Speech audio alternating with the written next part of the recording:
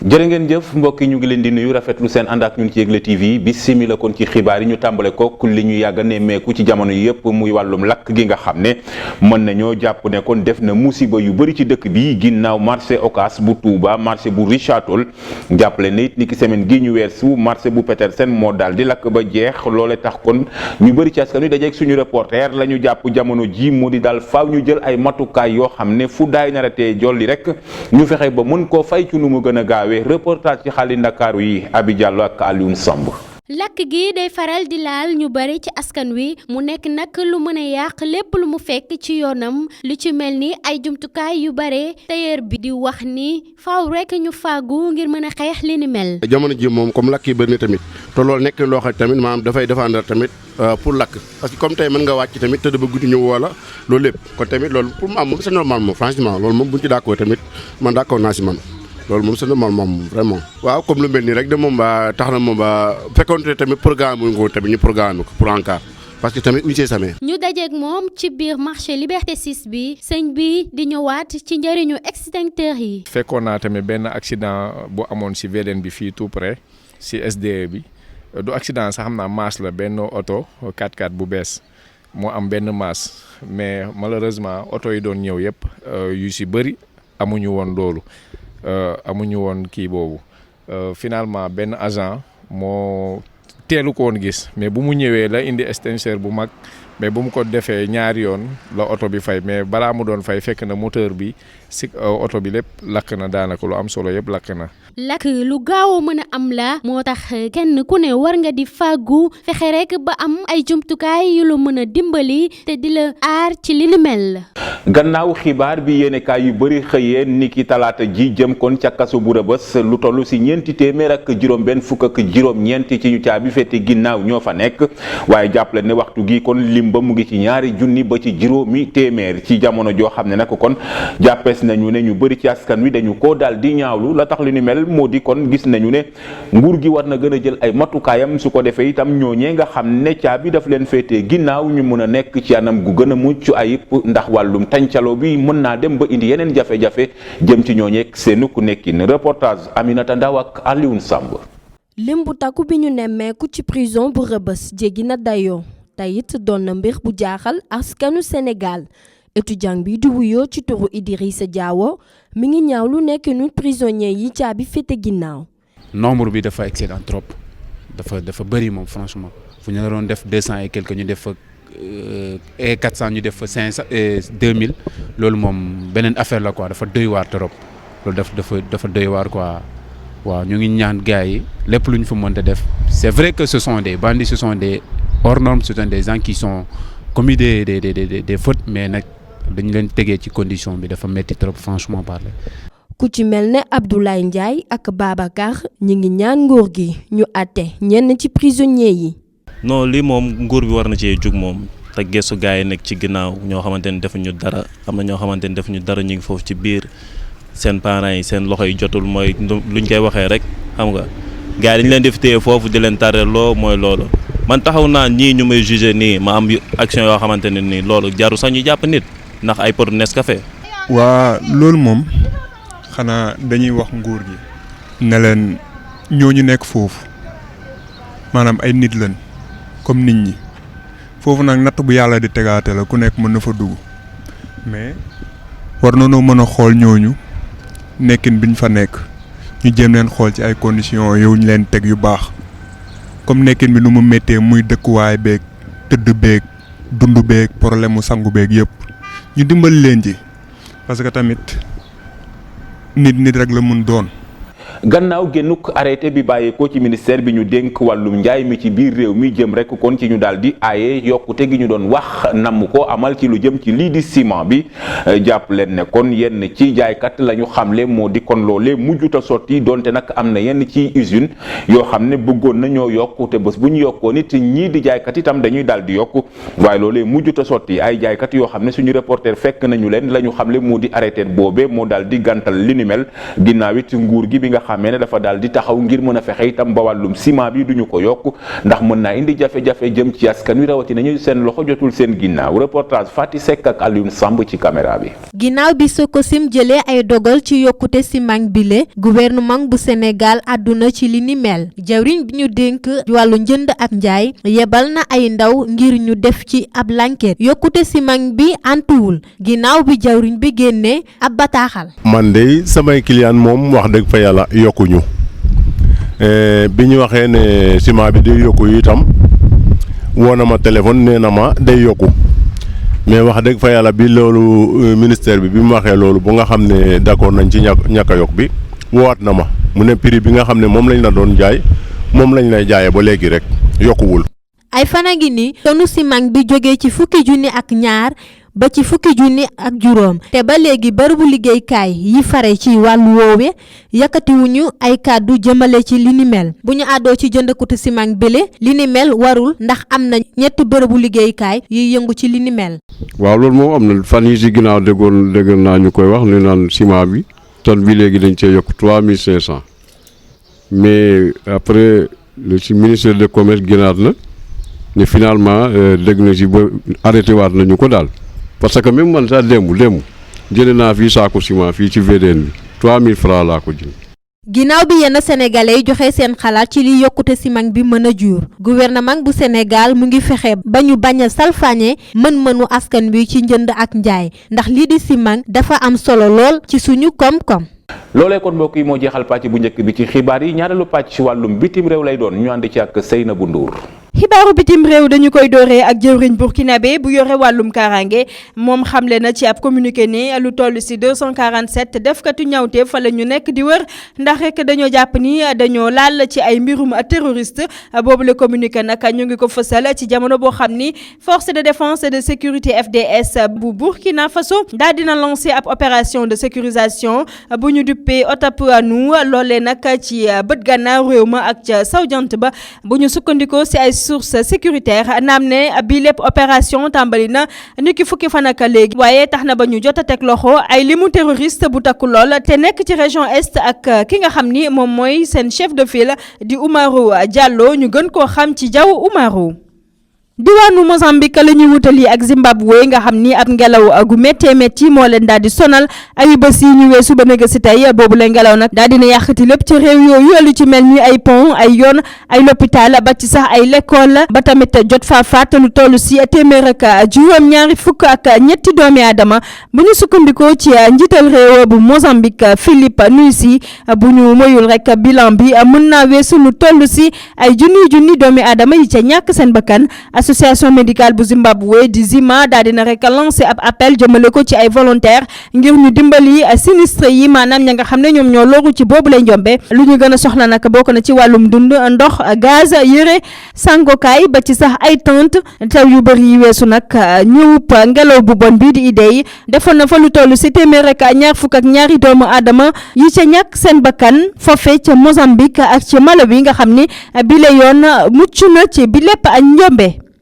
réewum Afghanistan foofee ni ki altine fukki fan ak juróom-ñett ci weeru mars bi la ñu doon màggal bés bu ñu jagleel taskatu xibaar yi foofee ci réew ma nag mooy yoon bu njëkk ñu koy amal ci réew boo xam ni ñoo gën a salfaañi ak yelleefu taskatu xibaar yi ci àdduna wërngal këpp mettital bi ñuy amal ca kaw ñooñee dafa rek daal di yokku ba tax ci ndorteelu at bi ba léegi ñu faat fa lu toll si ñeenti ci ñoom bu ñu sukkandikoo ci kuréelu Reporters sans frontières atum 2018 mooy at boo xam ne moo ëppal ay taskatu xibaar yi ñu faat foofee ci Afghanistan ak lu toll si juróom benn fukki reporter ak ñi liggéey ci wàllu média te ñu rey leen ci ay anam yu doy waar lool loolee gannaaw invasion américaine bi amoon atum 2001 ba tey ci atum 2018 rek faat nañu fa lu toll si fukk ak juróom-ñetti journaliste bu ñu sukkandikoo ci Sarwar Danish di deuxième vice-président bu Afghanistan. ñu jeexale ko ak bés bu ñu jagleel fàggu ci lu jëm ci wàllum guerre rawatina ci réewum Irak ñi ko xam nag bëriwuñu ba tax suñu naataango bi di Abdoulaye Timéra indi ñu ci ay leeral ñu teewlu ko. lii di bés bi nga xamante ne bi magal nañ ko atum 2005 nekk na bés bi nga xamante ne bi daanaka ñu ngi koy fàtte waaye nag ci wàllu taarix ak lépp lu nga xamante ne bi seede la moo waral ñu koy def ñaari at gannaaw kii di secrétaire général des Nations Unies ba woon di ndem si yàlla Kofi Annan gis na rek dugg bi Amérique dugg ci Irak ba néew leen doole nekk na lu nga xamante ne bi teguwul ci yoon moo waral nag ñu daal di sabab àddina wërngal këpp bis bi ngir rek ñaawlu lépp lu nga xamante ne bi dafa jëm ci wàllu guerre wàllu occupation bi nga xamante ne bi amal nañ ko ci Irak ci fukki fan ak juróom-ñeent ci weeru mars atum 2005 mu nekk ab évasion bi nga xamante ne bi dëppawul ak yoon ndax ay wax yu méngowul ak dëgg ñoo ko lal tuumal Irak ne dafa yor ay ngànnaay yi nga xamante ne bi lu mu mën a yàq dafa bëri ak yeneeni tuuma yi nga xamante ne bi teguwul fenn te loolu yëpp dafa ñëw rek daal di salfaañe lépp lu nga xamante ne bi dafa tegu ci wàllu yoon ci àdduna wërngal këpp ñu gis ne rek ba léegi ci kaddu yooyu nga xamante ne bi méngowul ak dëgg jëmale ko ci Irak moo di dañuy dem américains yi dañuy dem Irak ngir daal di muccal askanu Irak ba li nga xamante ne moom moo di wàllu karange ñu mën ko ci am te ci loolu nag ñu nemmeeku téeméeri junni civil daal di ñàkk seen bakken ak dëkk yu bëri yi nga xamante ne bi dañ leen yàqate ak nit ñu bëri yi nga xamante ne bi dañ leen dugal ci kaso ci anam yi nga xamante ne bi méngowul ak yoon wala am ñi nga xamante ne bi dañ leen daal di torturer ñu gis ba léegi rek ne ci wax yi nga xamante ne bi méngowul ak yoon ngir teg Irak ci yoon bi nga xamante ne bi yoonu suqaliku bu sax dàkk la kii teewaloon américains yi di ndaw américains yi di Paul Bremer teg ay gouvernement yu négandiku wala ay gouvernement yi intérimaire yu mu teg te yooyu yëpp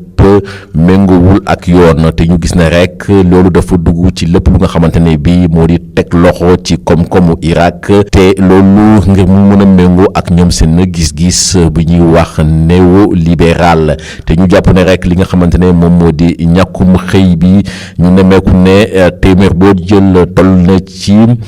juróom benn fukk ci loolu nag ñu gis ne rek lii di ñàkkum ndox daal di feeñ rawatina lii di ndox mu sell mi électricité bi lii di courant bi tamit waxi noppi gannaaw ba Amérique daal di néewal doole Irak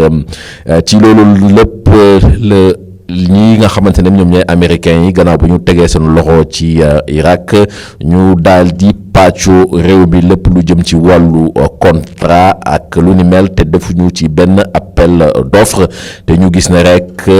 lépp lu nga xamante ne bi dafa aju ci amu Irak dañ ko daal di bokk toog ci kawam mu nekk li nga xamante ne bi du lenn lu dul jaay doole bis bi nag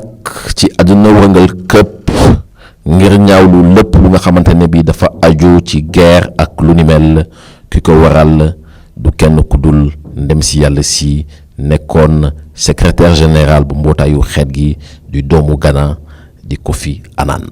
di leen jaajëfal bu baax a baax yéen ñi nga xam ne yéen a safoo Yegle TV yi lii nag moo fi gënoon fës ci xibaaru bitim réew. ba tey ci wàllum bitim réew la ñuy des wax bi la yoon lu jëm rek ci bëccëg bi nga xam ne kon dañu ko jagleel lu jëm ci wàllum taxawaay ak guerre it rawatina kon libération jëm rek kon ci réewum Iran ginnaaw jafe-jafe gi nga xam ne dañoo jàppee si réewum États-Unis moo ko daal di sooke ci fi nga xam ne moo di Irak jëm kon ci cong gi ñu fa amaloon gannaaw ba ñu xamle ne réew moomee dafa yoroon yenn ci ngànnaay yoo xam ne mën naa tukkil àdduna ñu gis ne nag jamono jooje gars yi li ñu jàpp daal ba wax ko moo di kon wàllum tuumal la ngir mënoon fexe rek ba daal di dugg caxat-caxatee dëkk boobee loolee moo tax itam ñoom taxawaay bu ñuy def di ko màggal la ngir lii di Irak mën a moomaat boppam rawatina sax ci nekkinam ak askanu fa yeewoo Abdoulaye Timéra. lii di bés bi nga xamante ne bi màggal nañ ko atum 2005 nekk na bés bi nga xamante ne bi daanaka ñu ngi koy fàtte waaye nag ci wàllu taarix ak lépp lu nga xamante ne bi seede la moo waral ñu koy def ñaari at gannaaw kii di secrétaire général des Nations Unies ba woon di ndem si yàlla Kofi Annan gis na rek dugg bi Amérique dugg ci Irak ba néew leen doole nekk na lu nga xamante ne bi teguwul ci yoon moo waral nag ñu daal di sabab àddina wërngal këpp bis bi ngir rek ñaawlu lépp lu nga xamante ne bi dafa jëm ci wàllu guerre wàllu occupation bi nga xamante ne bi amal nañ ko ci Irak ci fukki fan ak juróom-ñeent ci weeru mars atum 2005 mu nekk ab évasion bi nga xamante ne bi dëppawul ak yoon ndax ay wax yu méngowul ak dëgg ñoo ko lal tuumal Irak ne dafa yor ay ngànnaay yi nga xamante ne bii lu mu mën a yàq dafa bëri ak yeneeni tuuma yi nga xamante ne bii tegul fenn te loolu yëpp dafa ñëw rek daal di salfaañe lépp lu nga xamante ne bii dafa tegu ci wàllu yoon ci àdduna wërngal këpp ñu gis ne rek ba léegi ci kaddu yooyu nga xamante ne bii méngowul ak dëgg jëmale ko ci Irak moo di dañuy dem américains yi dañuy dem Irak ngir daal di muccal askanu Irak ba li nga xamante ne moom moo di wàllu karange ñu mën ko ci am te ci loolu nag ñu nemmeeku téeméeri junni civil daal di ñàkk seen bakken ak dëkk yu bëri yi nga xamante ne bii dañ leen yàqate ak nit ñu bëri yi nga xamante ne bii dañ leen dugal ci kaso ci anam yi nga xamante ne bii méngowul ak yoon wala am ñi nga xamante ne bii dañ leen daal di torturer ñu gis ba léegi rek ne ci wax yi nga xamante ne bi méngowul ak yoon ngir teg Irak ci yoon bi nga xamante ne bi yoonu suqaliku bu sax dàkk la kii teewaloon américains yi di ndaw américains yi di Paul Bremer teg ay gouvernement yu négandiku wala ay gouvernement yi intérimaire yu mu teg te yooyu yëpp méngowul ak yoon te ñu gis ne rek loolu dafa dugg ci lépp lu nga xamante ne bii moo di teg loxo ci koom-koomu Irak te loolu ngir mu mën a méngoo ak ñoom seen gis-gis bu ñuy wax néolibéral te ñu jàpp ne rek li nga xamante ne moom moo di ñàkkum xëy bi ñu nemmeeku ne téeméer boo jël toll na ci juróom benn fukk ci loolu nag ñu gis ne rek lii di ñàkkum ndox daal di feeñ rawatina lii di ndox mu sell mi électricité bi lii di courant bi tamit waxi noppi gannaaw ba Amérique daal di néewal doole Irak ci loolu lépp la ñi nga xamante ne ñoom ñooy américains yi gannaaw ba ñu tegee seen loxo ci Irak ñu daal di pàccoo réew mi lépp lu jëm ci wàllu contrat ak lu ni mel te defuñu ci benn appel d'offre te ñu gis ne rek lépp lu nga xamante ne bi dafa aju ci amu Irak dañ ko daal di bokk toog ci kawam mu nekk li nga xamante ne bi du lenn lu dul jaay doole bis bi nag ci àdduna wërngal këpp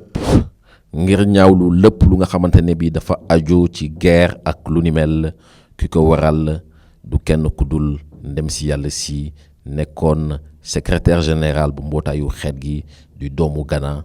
di Kofi Annan. kon loolee moo jeexal pàcc bi ñeel wàllum bitim réew lii bural xibaar yi tàggat yaram lay doon ñu ànd ci ak Yankoba Gueye. Sadio Mané comme neuf def na ay jéego sa Liverpool ndax kat depuis ba ko entraîneur am ba changé les postes Sadio Mané tal na juróom-ñaari but ci juróomi match waaye nag loolu du tax Aliou Cissé sélectionneur national teg ko neuf ndax moom nag nee na pour moom Sadio Mané excentré gauche la wala droite waaye du attaquant kon boog ñu xam ne gis Sadio Mané jouer sa pointe équipe nationale du luy nekk léegi ñu des ak équipe nationale lu Sénégal njëkkeelu entraînement wu gaynde yi am na démb ci stade Lat Dior bu Thiès waaye nag matuñu woon ndax kat fukk ak ñaar kese ci convoqué yi ñoo fa nekkoon tey jii la mbir yi nar a gën a tar ndax kat ñëpp dinañ fa nekk entraînement yi aussi dina gën a tar ndax ay fan yu néew moo leen dese pour ñu jàkkaarloo ak waa Madagascar samedi bii nii bu juróom-ñeenti waxtu ci ngoon jotee ginnaaw bu ñu ñàkkee seen match ak Paris Saint-Germain dirigeant Olympique Marseille yi ñoo ngi jéem a wut remplaçant pour Steve Mandanda bu nekk ci baisse de forme Edouard Mendy gardien bu Rennes bi nga xam ni fukki ak ñaar clean sheet la am ci ñaar fukk ak juróom-ñeent match yu mu joué maanaam ci ñaar fukk ak juróom-ñeent match yu mu joué fukk ak ñaar kenn dugalu ko kon nag waa affaire yi du doon lu yomb ci waa Marseille ndax dirigeant wu Rennes yi xalaatuñu sax bàyyi Edouard Mendy mu dem dañ ko bëgg a téye ba saison prochaine. xibaaru tàggat yaram yooyu moo jeexal xibaar yi ci Yegle TV mbégte mu yaatu la amoon ngir faram fàcceel leen ko jaajëfal bu baax équipe technique bi Almami Fati ci caméra bi montage bi ak réalisation bi Alioune Samb jaajëfal bu baax équipe rédactionnelle bi jàpp ci liggéey bi chef d'édition Abdoulaye Timéra réalisation Seynabou Ndour ma leen di jox dig daje ëllëg ndem soob na yàlla lu ko weesu it ma leen di ñaanal jàmm ak programme Yegle TV jërë ngeen jëf ci teewlu bi.